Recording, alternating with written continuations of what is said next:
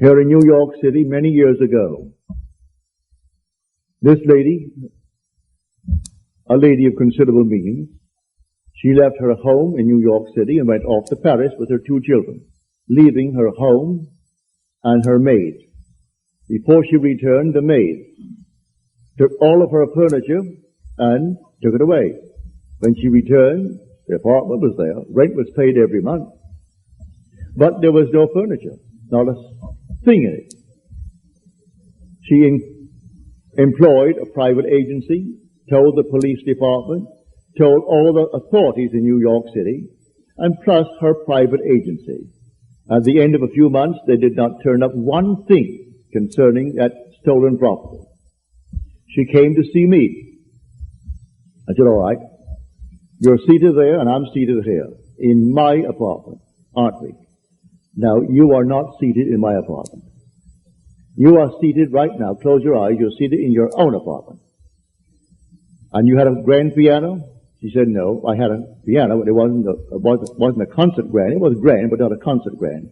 And on it, I had my pictures of my 2 children. And I had pictures of the wall. She told me what they were. And the furniture, I said, all right, refurnish that place as you left it. You have a memory. She did. Now, when I stopped talking, it's because you have refurnished that place to me. Now you're going to go in and you aren't going to see your apartment from my apartment.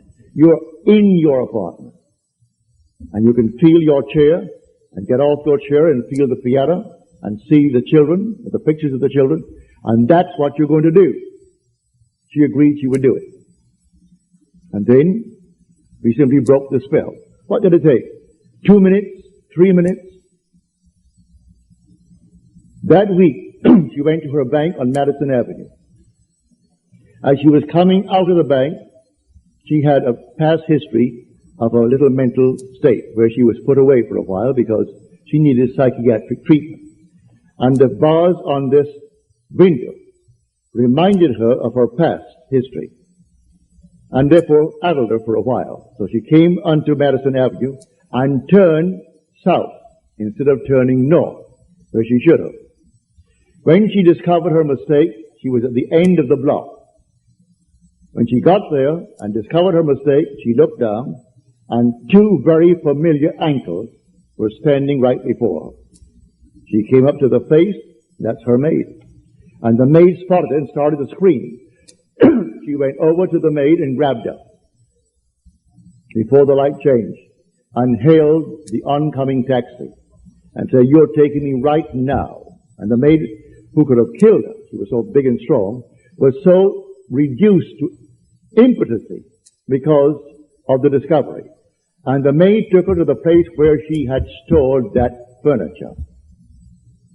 She said, I'm not bringing action against you. I want my furniture. And she got it back into her own apartment within the week. A seeming mistake was the way the Father laid her. All I ask is to go to the end. If I go to the end and give thanks to the end and for the end, it's done.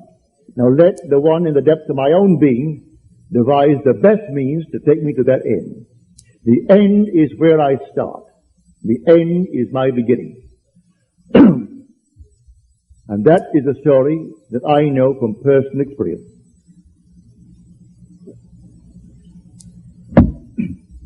So do not attempt to devise the means and tell the one that you ask to pray for you how it should be done.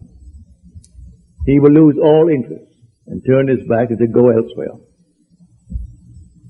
You don't go into a doctor's office and tell him what he should do.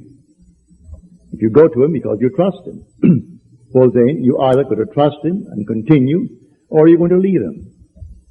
Well, if you go to someone that you really believe who knows how to pray, don't tell him how to do it and what means should be employed in order to do it.